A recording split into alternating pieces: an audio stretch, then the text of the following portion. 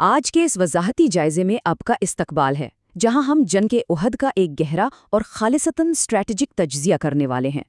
آج ہم میدان جنگ کے اس نقشے کو کھولیں گے اور یہ سمجھنے کی کوشش کریں گے کہ آخر کیسے ایک یقینی فتح محض چند لمحوں کی غلطی سے ایک انتہائی غمگین اور افراتفری سے بھرپور پسپائی میں تبدیل ہو گئی۔ ٹھیک ہے، تو جلدی سے دیکھ لیتے ہیں کہ آج ہم کن پہلوؤں پر بات کریں گے۔ ہم جنگ کی ابتدائی تیاری سے لے کر مسلمانوں کی شاندار پیش قدمی اور پھر اس ایک مہلک غلطی کا جائزہ لیں گے جس نے اس جنگ کا نقشہ اور اس کے نتائج کو مکمل طور پر بدل کر رکھ دیا۔ اس تاریخی ٹکراؤ کو صحیح معنوں میں سمجھنے کے لیے ہمیں سب سے پہلے 625 عیسوی کے اس دور میں جانا ہوگا اور جبل احد کے قریب بچھائی گئی اس جنگی بساط کو دیکھنا ہوگا۔ اب ذرا اس عدم توازن کو دیکھیے۔ ایک طرف مکی فوج ہے جو 3000 افراد پر مشتمل ہے اور دوسری طرف مسلم فوج جن کی تعداد بمشکل 700 ہے۔ لیکن جو چیز واقعی اس صورتحال کو خطرناک بناتی ہے وہ گھڑ سواروں کی تعداد تھی۔ مکہ کے 100 زرہ-پوش بھاری گھڑ سواروں کے مقابلے میں مسلمانوں کے پاس صرف اور صرف 4 گھڑ سوار تھے۔ ذرا سوچئے، 50 کے مقابلے میں 1 کا تناسب، یہ وہ فرق ہے جو کسی بھی روایتی جنگ کا فیصلہ منٹوں میں کر سکتا ہے۔ اب اس زبردست خطرے سے نمٹنے کے لیے مسلم کمانڈر نے ایک انتہائی شاندار جنگی حکمت عملی اپنائی۔ انہوں نے اپنی پیادہ فوج کی پشت کو جبل احد کے دامن کے ساتھ محفوظ کر دیا۔ یہ کوئی معمولی چال نہیں تھی، اس کا سیدھا سا مقصد یہ تھا کہ دشمن انہیں کسی بھی صورت گھیرے میں نہ لے سکے اور مکہ کے طاقتور گھڑ سواروں کی تیز رفتاری کا جو فائدہ تھا وہ بالکل بے اثر ہو کر رہ جائے۔ اور اسی حکمت عملی کے تحت مسلم کمانڈر نے بائیں پہلو کی حفاظت کے لیے ایک قریبی پہاڑی پر 50 تیر اندازوں کو تعینات کیا۔ ان کو جو حکم دیا گیا وہ انتہائی سخت اور دو ٹوک تھا۔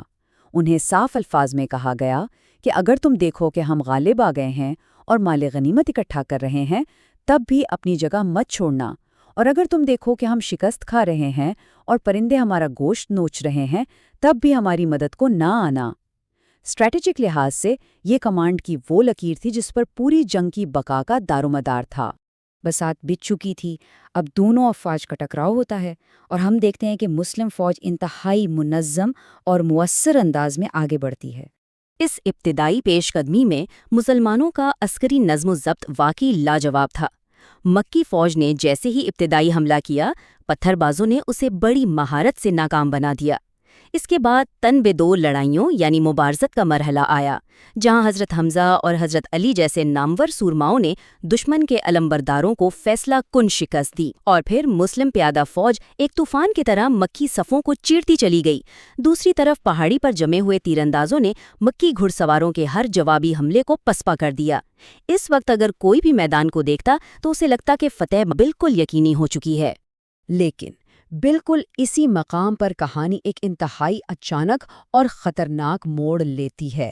اب ہم اس جنگ کے سب سے نازک اور سچ کہوں تو سب سے فیصلہ کن موڑ میں داخل ہو رہی ہیں۔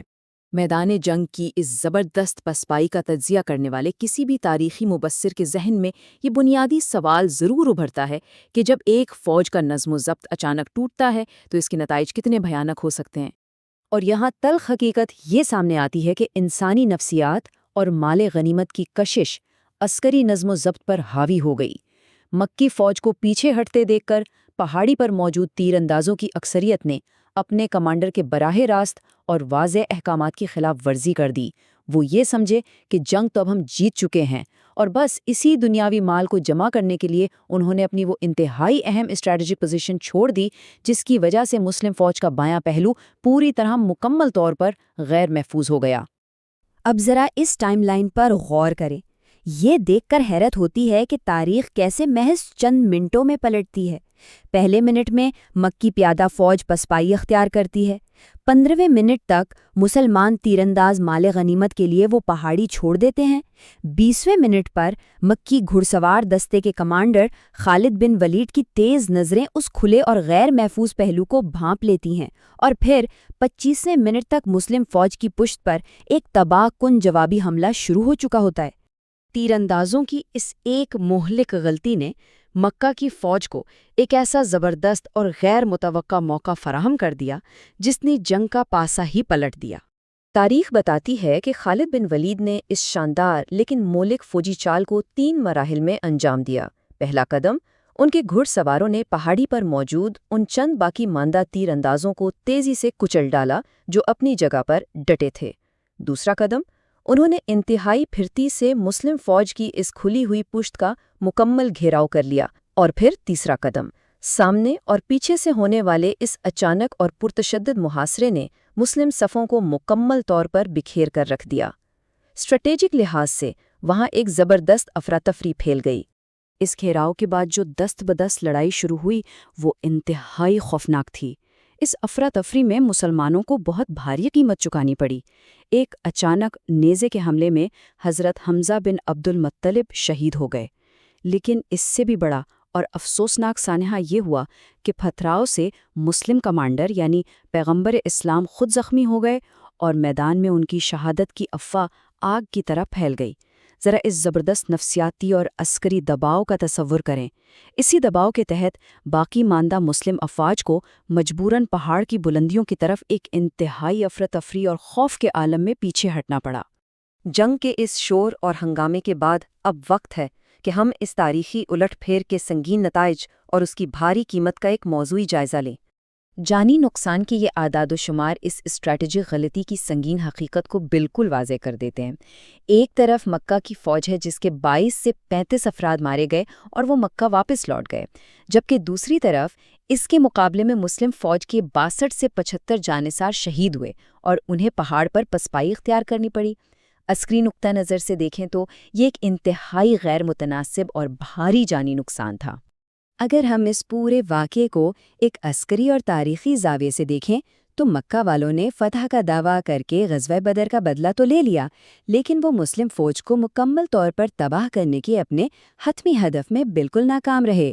قرآنی نصوص اور ابتدائی تاریخی تجزیے اس بات پر متفق ہیں کہ یہ پسپائی دنیاوی مال کی ہوس اور کمان کی براہ راست نافرمانی کا ہی نتیجہ تھا۔ ابتدائی ادوار کی جنگی تاریخ میں یہ معرکہ فوجی پہلو یعنی فلینک کی حفاظت کی اہمیت کا ایک ایسا سبق بن گیا جسے کبھی بھلایا نہیں جا سکتا۔